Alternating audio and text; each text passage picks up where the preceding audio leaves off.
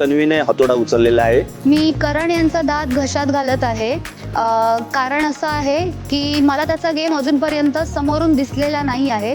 कोणताही मुद्दा होऊ दे, तरी पण तो मुद्दा जोपर्यंत संपत नाही तोपर्यंत मी तरी च्युइंगम सारखी चिकटून असते तिथे. तो पाठीमागून गेम करतो असं त्याचं म्हणणं आहे. तोंडावरती येत नाही. त्याचा फोटो माझ्या गळ्यात होता, परंतु तो एकदा सुद्धा आला नाही की मला वाचव. त्याने दुसऱ्यांना पाठवलं. बोलतात की मला गेम दिसत नाही, मत दिसत नाही कुठे, आणि तिकडे निघून जातो विषय, तिकडे निघून जातो. पुढे महाराष्ट्राला प्रश्न पडला की तू कुठे आहेस आणि कुठे नाही आहेस.